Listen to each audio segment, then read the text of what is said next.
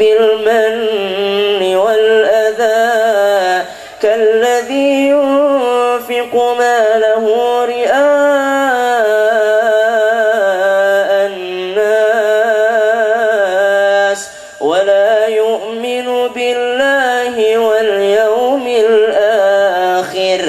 Wahai orang-orang yang beriman, jangan engkau batalkan pahala sedekahmu.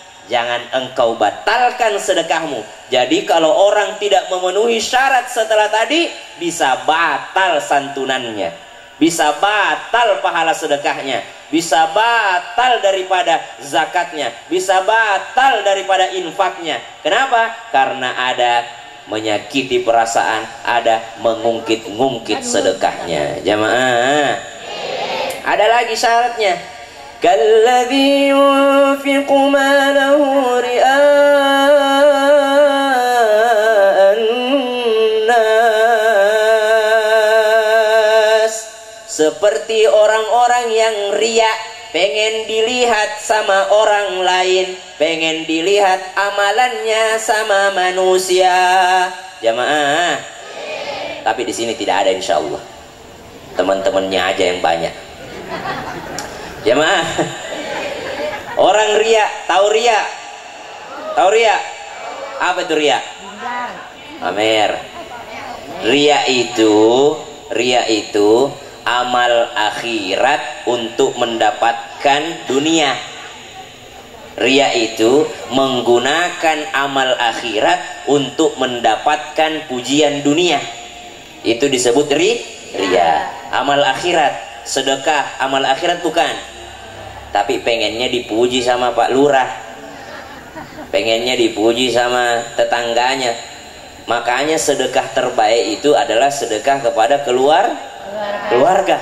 Apa yang kau keluarkan untuk fakir miskin, untuk fisabilillah, untuk masjid, untuk apa, dan apa yang engkau keluarkan untuk keluargamu, itu jauh lebih banyak pahalanya untuk keluarga sendiri. Tahu nggak alasannya apa?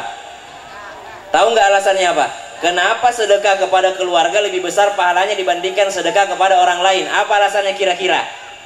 Karena kalau sedekah untuk keluarga, biasanya terima kasihnya sedikit. Makasih mah, gitu doang. Makasih pak, makasih kakak.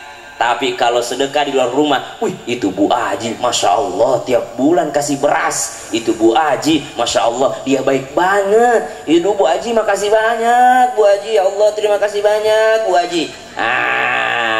Banyak pujiannya kalau di luar rumah, banyak terima kasihnya kalau sedekah di luar rumah. Tapi kalau dalam rumah, biasa dikasih istri malah tidak terima kasih. Kok segini doang? Padahal kita udah setengah mati dibanting tulang. Pulang-pulang bawa amplop, so segini doang. Biasa segitu, biasa begitu memang. Makanya lebih banyak sedekahnya. Makanya bapak-bapak lebih senang traktir temannya daripada traktir istrinya. Kalau temannya, makasih Pak, baik banget Pak Haji, Masya Allah. Makasih traktirannya. Istrinya udah ditraktir, minta lebih, minta lebih, minta lebih, minta lebih. Pak, itu sana tetangga kita mobil baru, tetangga kita kulkas baru, tetangga kita horden baru, tetangga kita ini baru. Kata suaminya, mah itu tetangga kita yang di sana istri baru. Rasain. Jamaah, oh jamaah, alhamdulillah. Itulah kenapa sedekah di dalam rumah, sedekah untuk keluarga lebih banyak pahalanya dibandingkan sedekah kepada orang lain. Karena kalau sedekah kepada keluarga kadang-kadang sedikit terima kasihnya. Tapi kalau sedekah kepada orang lain pujiannya banyak. Pujiannya banyak. Maka ria itu adalah menggunakan amal akhirat untuk mendapatkan pujian manusia. Amal akhirat. Kalau pamer lain lagi. Pamer lain lagi, ujub lain lagi, dunia untuk dunia. Contoh, ibu-ibu tas baru, ih bagus banget tasnya, pengen dibilang tas baru nih. Nah itu bukan ria, itu pamer aja itu. Ujub, ya, bukan ria. Kalau ria itu, kalau ada mertuanya ikut sholat di belakang, Allahu Akbar. Ada mertuanya di belakang. Tapi kalau sendiri, Allahu Akbar. Nah, ya, Amal akhirat tuh sholat untuk mendapatkan pujian manusia. Tapi kalau amal dunia untuk dunia, namanya pamer. Nah, jamaah, ada lagi tahadduts bin ni'mah, menyebut-nyebut pemberian Allah. Beda lagi syukuran. Syukuran itu bukan pamer, syukuran itu bukan ria. Syukuran, ada orang pulang haji, dia bersyukuran. Jangan, pengen banget sih dibilang haji. Enggak, itu tasyakur, syukuran. Apa itu artinya tasyakuran? Tasyakuran artinya belajar bersyukur. Karena belum sempat kita manusia ini menjadi hamba Allah yang benar-benar bersyukur. Belum sempat. Mau tahu yang mana yang benar-benar bersyukur? Ibunda Aisyah radhiyallahu taala anha warḍaha pernah bertanya kepada Rasulullah, "Ya Rasulullah, kenapa engkau sholat sampai betismu bengkak, sampai kakimu bengkak? Kenapa? Padahal engkau sudah dijamin surga, padahal engkau diampuni seluruh dosanya, wahai Rasulullah. Kenapa engkau sampai sebegitunya sholatnya?" Apa jawaban Nabi? "Apakah aku tidak boleh menjadi hamba yang bersyukur?" Nah, itu orang bersyukur itu. Semakin dapat nikmat, semakin banyak ibadahnya. Walaupun sudah dijamin surga, dia tetap beribadah bentuk syukurnya kepada Allah. Kita mah sholat karena kewajiban aja, karena wajib. Kalau nggak wajib mah malas juga sholatnya. Nah, di sini tidak, tapi di sana. Di sini mah teman-temannya doang. Jamaah, ria itu tidak bisa diukur oleh manusia. Ria itu tidak bisa diukur oleh manusia. Hanya pelaku dan Allah yang tahu. Hanya pelaku dan Allah yang tahu. Nah, ada makan aja nak. Kalau ada itu udah habis ya isinya boxmu. Hah? Apa sih yang disediakan panitia? Coba lihat. Coba apa isinya? Ada lontongnya. Nasi ada nasi? Oh, nggak ada. Berarti saya ceramahnya cuma sampai jam 12. Jemaah, coba isinya nasi, saya ceramah sampai jam 3. Karena isinya lontong, jadi saya ceramah sampai jam 12. Sanggup? Anda puas, saya lemas. Jemaah, ria itu hanya bisa diukur oleh pelakunya dan Allah yang tahu. Kita tidak bisa, tidak boleh kita nilai orang. Pengen dibilang, ria. Kalau mau bergerak, tolong perhatikan kamera. Kehalangi kameranya. Kenapa itu Bu pulang, Bu? Oh, dia aja yang pulang, ibunya nggak usah. Oh, tadi anaknya tadi mau pulang dilarang, giliran dia pulang. Baru saya bilang jam 12 sudah pulang duluan. Siapa yang pulang duluan, dia pulang membawa dosa kita semua.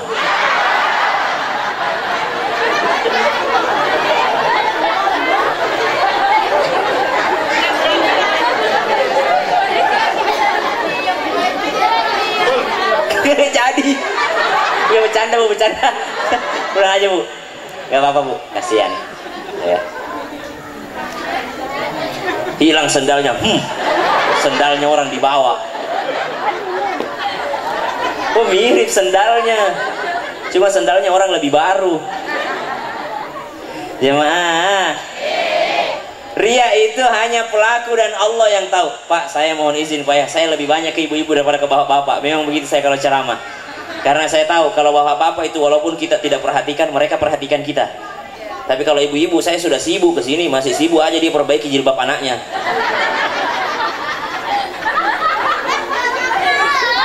Dia masih sibuk sendiri dengan urusannya itu ibu-ibu itu. Kalau bapak-bapak kita tidak perhatikan, mereka perhatikan kita. Kalau ibu-ibu lain, dia cerita seperti jilbab biru itu, si ibu aja sama HP-nya update status. Jamaah, maka jangan pernah mengatakan orang ria, karena kita tidak tahu. Ada orang menyumbang, hamba Allah 10 juta rupiah. Hamba Allah. Pas diumumkan, kita mendapatkan sumbangan santunan dari hamba Allah 10 juta. Dia colek temannya, bro, saya itu. Atau dia bilang duluan sebelum berangkat, saya itu kalau menyumbang saya tidak mau ketahuan, makanya setiap saya menyumbang itu hamba Allah saya tulis ya. Nanti kalau ada diumumkan hamba Allah 10 juta, tidak lain dan tidak bukan saya itu. Sama aja. Tapi ada orang dia tulis namanya, belum tentu dia ria. Saya misalnya Syam 10 10 juta rupiah saya sumbang. Untuk apa? Untuk motivasi contohnya. Syam aja yang mahasiswa sumbangannya 10 juta. Masa yang pengusaha batu bara sumbangannya 100 ribu? Nah, untuk motivasi. Makanya biasanya DKM masjid itu begitu. Dia taruh yang paling atas namanya yang paling banyak sumbangannya. Padahal fiktif. Padahal tidak ada itu. Supaya itu yang dibawa malu. Masa kita cuma 50 ribu, ini 500 ribu yang di atas, 5 juta sumbangannya. Padahal tidak ada itu yang paling atas. Ibu, kalau guru saya menyarankan, kalau yang wajib-wajib perlihatkan. Contoh, zakat itu wajib. Sedekah yang wajib adalah zakat. Perlihatkan kalau ibu berzakat. Jangan sampai timbul fitnah bahwa ada orang kaya Bu Aji tidak pernah keluar zakatnya. Jangan sampai kita lagi sakit ada orang yang mengatakan fitnah, oh itu gara-gara nggak pernah berzakat. Padahal dia zakat, tapi dia tidak pernah perlihatkan. Saya diajari guru saya, kalau yang wajib perlihatkan. Sholat, kenapa laki-laki sholatnya di masjid? Supaya warga tahu dia orangnya sholat kok. Supaya nanti kalau meninggal, inna lillahi wa inna ilaihi raji'un, mau disolati habis asar, semua jamaah datang karena sering lihat dia sholat berjamaah. Kalau kita tidak pernah ke masjid, lalu tiba-tiba ke masjid tinggal mayatnya aja, siapa yang mau sholati kita? Inna lillahi wa inna. Ya, bapak-bapak, semua bapak-bapak pasti ke masjid. Kalau bukan pada saat hidup, nanti setelah mati pasti ke masjid. Ibu-ibu, semua perempuan pasti menutup aurat. Kalau bukan sekarang, pasti ditutup auratnya pas dia meninggal. Jadi tinggal pilih, mau tutup aurat sekarang atau nanti pada saat mati. Hah? Ibu, yang sudah menutup auratnya, ayo ditingkatkan lagi. Perempuan itu syaratnya bajunya tidak tipis dan tidak ketat, tidak menerawang dan tidak ketat. Jangan kayak buras. Tahu buras nggak? Kayak lemper. Kelihatan lipatan-lipatannya, mengurangi nafsu makan. Ibu mau tahu pakaian syar'i yang benar? Pakaian syar'i yang benar syaratnya, kalau ibu sholat, ibu pakai pakaian biasa, lalu ketika masuk waktu sholat ibu pede pakai pakaian itu untuk sholat, berarti udah syar'i pakaiannya. Tapi kapan ibu masih cari mukenah, berarti ibu sendiri ragu dengan pakaian ibu. Pakaian yang benar untuk perempuan itu, kalau dia sudah pakai untuk sholat itu pakaiannya, berarti sudah benar jilbabnya. Kenapa? Karena dia pede pakai untuk langsung sholat, tidak usah cari-cari mukenah lagi. Kenapa perempuan pergi cari mukenah? Karena dia tahu hijabnya terlalu pendek. Karena dia tahu terlalu ketat bajunya, makanya cari mukena. Tapi kalau bajunya sudah tidak ketat, hijabnya sudah panjang, udah tertutup semuanya, dia langsung pakai untuk sholat pun tidak mengapa. Berarti dia sudah pastikan dirinya pakai pakaian syar'i. Nah, tapi pelan-pelan belajar ya Bu ya. Tidak lama-lama istiqomah. Jamaah. Oh jamaah. Alhamdulillah. Jadi tidak boleh kita mengatakan orang ria atau tidak. Siapa yang tahu adalah Allah dan pelakunya. Ada satu sahabat ini kisah nyata ini. Dia habis nyumbang masjid, Pak. Dia habis nyumbang masjid, dia sumbang marmer untuk masjid. Habis dia sumbang marmer untuk masjid, waktunya sholat subuh, biasanya dia sholat di situ, tapi dia tahu bahwa pasti diumumkan bahwa dia menyumbang marmer. Akhirnya dia ikut sholat subuh sama kami. Dia bilang, Ustadz boleh nggak saya ikut? Ustadz ada acara di mana subuh ini? Saya bilang di sana. Boleh nggak kami ikut untuk ini, untuk sholat subuh sama Ustadz? Kenapa? Udah ikut aja. Udah ikut. Kenapa? Saya itu habis nyumbang marmer katanya. Saya takut kalau saya di sana pas diumumkan ini sumbangan dari saya, naik hatiku, hilang pahalaku. Nah, saya ini curhat aja sama Ustadz katanya. Nah, kita tuh penerima. Akhirnya berangkatlah sholat berjamaah subuh, pulangnya di perjalanan. Saya ditanya, gimana Pak? Gimana Pak Haji? Aman dari riya? Aman dari bisikan setan? Aman daripada pengen dibilang hebat? Apa katanya? Saya bertanya-tanya terus dalam hati, udah belum ya diumumkan, udah belum ya diumumkan, udah belum ya. Ya Allah, begitu setan itu menggoda kita ketika kita mau bersedekah. Makanya kalau ada kotak amal, ada keinginan sedekah, cepat, jangan ditunda-tunda. Sama kalau kita Jumatan itu ada kotak amal lewat dari jauh, dari rumah itu kita siapkan 20.000, 100.000. Sampai di jalanan dia lihat bensinnya, 50 aja lah buat isi bensin 50. Hah? Sampai di masjid semakin dekat, 2000 aja lah, 2000 masuk. Ya, kenapa? Karena syaitan menggoda orang kalau mau beramal soleh. Jamaah, maka syaratnya orang bersedekah jangan menyakiti, jangan mengungkit-ungkit, jangan pula engkau riya. Apa itu riya? Ingin dipuji oleh manusia. Kenapa? Kata Allah, فَمَثَلُهُ كَمَثَلِ صَفْوَانٍ عَلَيْهِ تُرَابٌ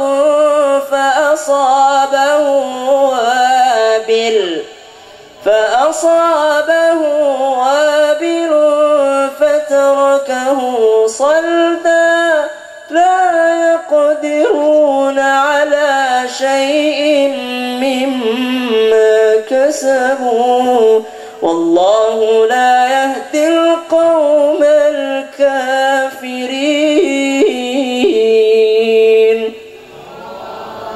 فَمَثَلُهُ كَمَثَلِ صَفْوَانٍ alaihi turab. Orang yang bersedekah lalu ada riya di dalamnya, ingin dapat pujian manusia, maka sedekahnya batal pahalanya, seperti batu yang besar yang licin, lalu ada tanah di atasnya, ada debu, ada turab, lalu datang angin dan hujan yang sangat deras, langsung hilang tanah tersebut, bersih seperti pahala yang hilang, tidak ada sama sekali pahala santunannya, pahala sedekahnya, pahala zakatnya. Kalau dia menyebut-nyebut pemberiannya, menyakiti perasaan si penerima, lalu ingin mendapatkan, mengharapkan pujian manusia. Na'udzubillahi min dzalik. Jamaah, baiklah, karena sudah hampir jam 10, kalau begitu saya mulai ceramahnya. Assalamualaikum warahmatullahi wabarakatuh. Saya tuh dari tadi belum mulai, Bu. Ibu dengar nggak tadi saya beri salam? Belum beri salam saya. Belum mulai memang. Tadi tuh baru perkenalan. Sama ngantuk kau. Masya Allah, tabarakallah. Bulan Muharram itu bulan mulia. Betul? Bulan yang dimuliakan oleh Allah. Di mana bulan tersebut adalah bulan yang awal. Orang Arab sudah mengenal Muharram, Safar, Dzulqa'dah, Dzulhijjah, Rabiul Awal, Rabiul Tsani, Jumadil Awal, Jumadil Tsani, Rajab, Sya'ban, Ramadan, Syawal, Dzulqa'dah, Dzulhijjah. Maka orang-orang Arab dahulu itu sudah tahu semua. Tapi belum ditentukan kapan tahun satunya. Belum ditentukan kapan tahun satunya. Bulannya sudah ada, tahunnya belum ada. Kapan ditentukan itu 1 Hijriah? Kapan sekarang? Sekarang tahun berapa? 1444.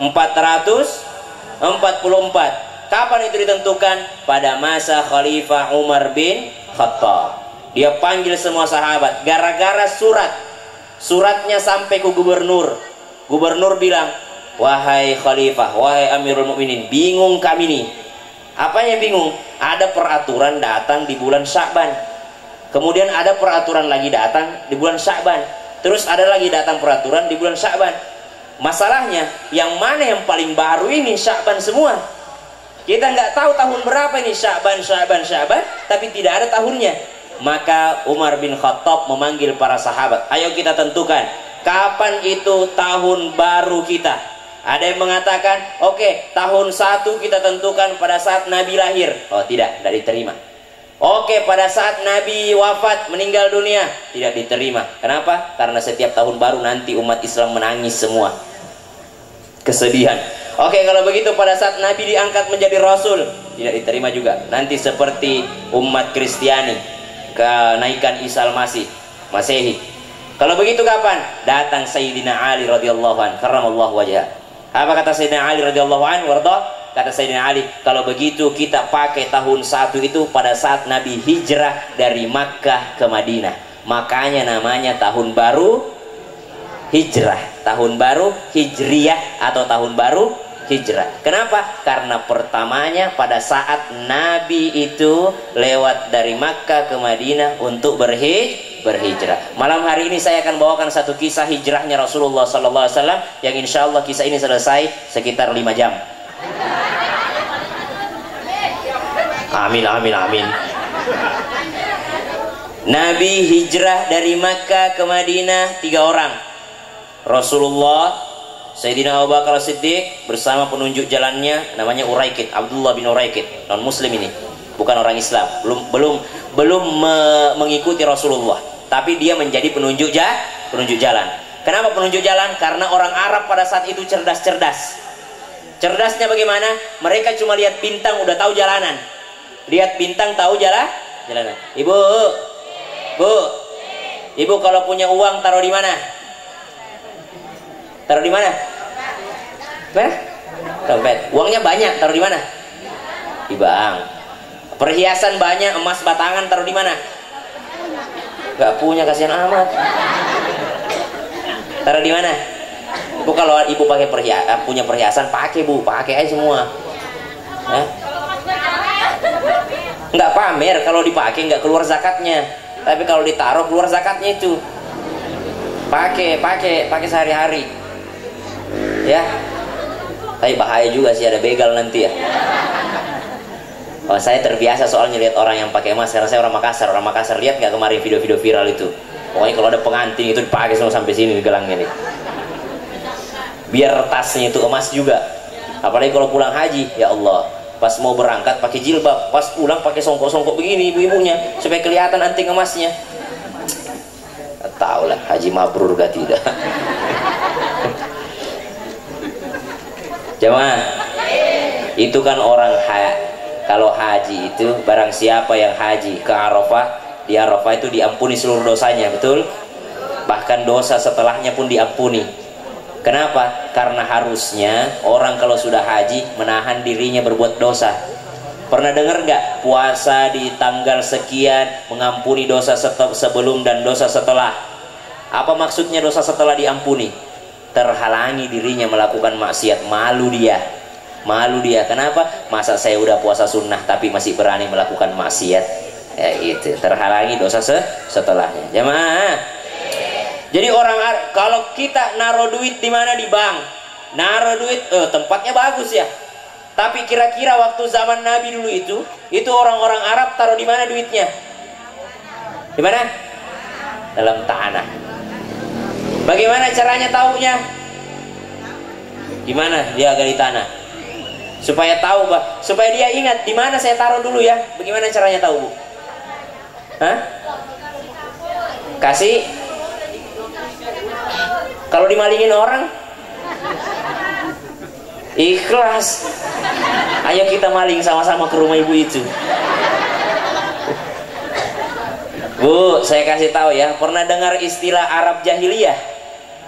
Pernah? Apa artinya jahiliyah? Bodoh. Sekarang pertanyaannya, betulkah orang Arab itu bodoh? Mereka menaruh hartanya di tengah padang pasir digali, lalu tidak pakai tanda apa-apa, tidak ada jejak kaki karena tertiup angin. Bagaimana cara mereka menemukan harta itu kembali? Adalah dengan cara melihat gugusan bintang. Kira-kira kalau ada orang seperti ini, bodoh atau pintar? Pintar, cerdas. Tapi kenapa orang Arab pada saat itu disebut jahiliyah? Karena mereka tahu bahwa Muhammad adalah nabi. Mereka tahu bahwa Rasulullah adalah orang paling mulia. Bahkan sebelum diangkat menjadi Rasul pun mereka sadar bahwa ini orang spesial. Tapi ketika Nabi dideklarasikan menjadi seorang Rasul, mereka tidak mau mengikutinya. Artinya apa? Jahiliyah itu bukan bodoh, tapi jahiliyah itu sudah tahu ini jalan yang benar, tapi tidak mau lewat situ. Maka disebut jahiliyah. Saking bodohnya udah tahu tapi tidak mau mengikuti. Ada nggak jahiliyah zaman sekarang? Udah tahu sholat itu yang paling pertama diperiksa di akhirat nanti, tapi tetap tidak mau sholat. Jahiliyah bukan? Jahiliyah. Udah tahu pakai narkoba, minum khamar itu tidak boleh, dilarang, tapi tetap minum khamar. Jahiliyah bukan? Udah tahu melawan orang tua itu tidak akan bisa mencium bau surga, tapi masih melawan orang tua, masih membuat orang tua menangis. Jahiliyah bukan? Jahiliyah. Udah tahu menipu orang itu adalah berdosa, perbuatan yang salah, tapi dia masih tipu tetangganya. Jahiliyah bukan? Jahiliyah. Maka jahiliyahan itu masih ada di dalam diri kita, hati kita, sehingga sering-sering pengajian seperti ini untuk membersihkan kejahiliyahan itu. Nah, jamaah, maka orang jahiliyah itu bukan tidak punya akal, bukan tidak punya otak, bukan tidak punya pikiran, tapi mereka tahu kebenaran tapi tidak mau mengikutinya. Makanya kata Nabi, semua orang masuk surga kecuali yang tidak mau. Adakah orang tidak mau masuk surga? Ada. Udah tahu jalan ke surga itu dengan sholat, puasa, zakat, haji, umroh, dengan ibadah, dengan mencari rahmatnya Allah, tapi mereka tidak mau mencari itu. Udah tahu kitabnya adalah Al-Quran, tapi ternyata lebih banyak baca status WA daripada baca Al-Quran, lebih banyak buka Facebook daripada buka Al-Quran. Ibu, Bu, saya nasihati dari nasihat guru-guru kami, perbanyaklah bicara dengan Allah dan kurangi berbicara dengan manusia, maka engkau akan mendapatkan rahmatnya Allah. Camkan ini, perbanyak bicara dengan Allah, kurangi berbicara dengan manusia, maka rahmat Allah akan turun kepadamu. Nggak usah amin-amin, kerjakan aja, bukan doa ini. Kecuali kalau saya bilang mudah-mudahan dirahmati, baru amin. Ini tidak pakai mudah-mudahan, pasti kerjakan aja. Kan banyak orang begitu. Siapa yang berjalan ke masjid untuk menuntut ilmu atau mengajar ilmu, maka pahalanya pahala haji. Amin. Tidak usah amin, jalan aja ke masjid. Janjinya Nabi itu. Kata Nabi, siapa yang berjalan menuju satu majelis ilmu, maka Allah akan mudahkan jalannya menuju surga. Ada lagi, amin. Tidak usah amin, kerjakan aja. Jalan aja menuju majelis ilmu, amin amin amin, tapi tidak dikerjakan. Bukan doa ini, janji Nabi, janjinya Rasulullah, sudah dijanjikan sama Rasulullah. Saya perbanyak berbicara dengan Allah, kurangi berbicara dengan manusia, engkau akan mendapatkan rahmatnya Allah. Maka bagaimana caranya perbanyak bicara dengan Allah? Perbanyak buka Quran dibandingkan buka HP. Sekarang kita di rumah udah ngoceh, di handphone juga ngoceh, ya, manusia semua itu. Sama tetangga bergibah, ya, bergibah juga masalah sambo, bergibah juga manusia semua, urusan manusia semua. Kapan urusan dengan Allah? Bagaimana kita bisa dirahmati Allah kalau masih lebih banyak berbicara dengan manusia dibandingkan berbicara dengan Allah? Perbanyak bicara dengan Allah. Maka berjalanlah Rasulullah sallallahu alaihi wasallam bertiga dengan Uraikid, dengan Abu Bakar As-Siddiq radhiyallahu anhu warda. Ketika berjalan tersebarlah kabar bahwasanya siapa yang berhasil menangkap Muhammad, maka hadiahnya 100 ekor onta. Satu ekor aja berapa harganya, Bu? Kalau sekarang itu 30 jutaan. Ya, samalah dengan Nmax. Ya, 30 jutaan harganya. Kalau 100 ekor onta, bah, itu zaman sekarang segitu. Zaman dulu berapa, lebih mahal lagi. Insyaallah. Siapa yang berhasil menangkap Muhammad hidup atau mati, maka hadiahnya 100 ekor onta. Semua semangat mencari Rasulullah. Semua semangat. Bukan hanya di Mekah, seantero Arab semua mencari Rasulullah SAW untuk ditangkap. Lumayan hadiahnya 100 ekor onta. Tiba-tiba ada satu skuad di situ. Satu skuad berlima dia. Suraqah dan 4 orang temannya. Tiba-tiba dilihat oleh temannya Suraqah lagi ngobrol. Kata temannya Suraqah, Suraqah, Muhammad tuh sama Abu Bakar.